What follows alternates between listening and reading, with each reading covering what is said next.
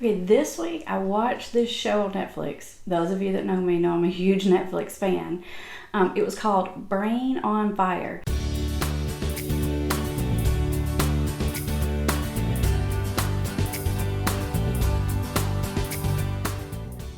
It was a great story about a young girl in her 20s who was functioning completely normally, following her dream, working for a newspaper in New York as a reporter, and then all of a sudden started showing all these mental health symptoms. I won't spoil the movie for you, but what I will tell you is the fact that if this girl's parents had not advocated for her, had not stuck in there and pushed the doctors and the nurses and the psychiatrists that were treating her to look closer, this young girl would have died. And this is a true story. I really want to encourage you, if you have a loved one struggling with a substance abuse or a mental health problem, I know how absolutely frustrating it can be.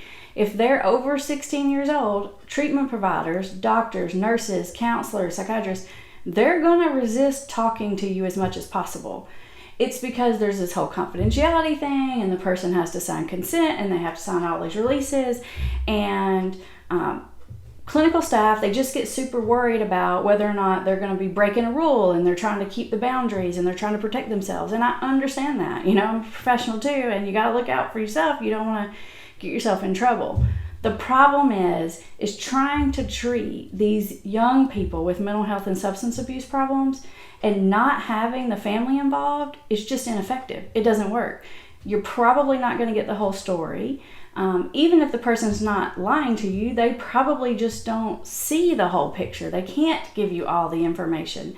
And so it's not so much about trying to pry into your child's life. It's trying to advocate and make sure that they really get the care that they need. You can really see that demonstrated in the movie Brain on Fire. And in this situation, it turned out to be more of a medical condition and not necessarily a psychiatric condition, which they were thinking at first when this young girl came down with all these symptoms. But whether it's medical or psychological, if you have a young person in your life who's struggling with an issue like this, you're going to have to arm yourself with the right information. You're going to have to find out what's good treatment and what's not, what's really going on, and make sure the treatment providers that are trying to help your loved one really have all the information. Because without all the information, I can guarantee you they're not going to be making the right choices that are going to actually help your child, your grandchild, or your loved one, or your friend get better. Don't give up.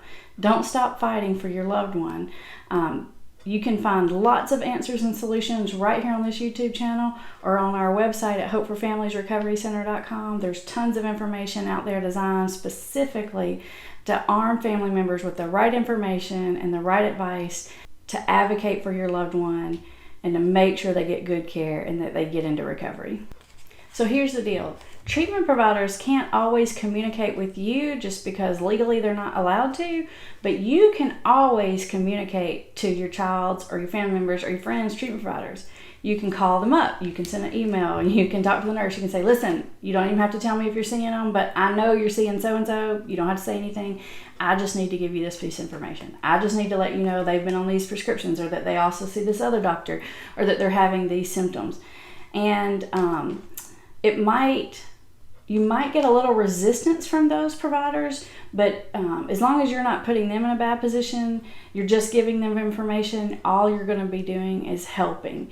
Now, if you're constantly bombarding those people with constant information and questions, then you're going to get a little bit more resistance because they're going to see you as intrusive. So make sure you do this in a productive, advocating, succinct, and efficient way, not an overwhelming way. And that's going to be the most effective way you can help your loved one get the right treatment.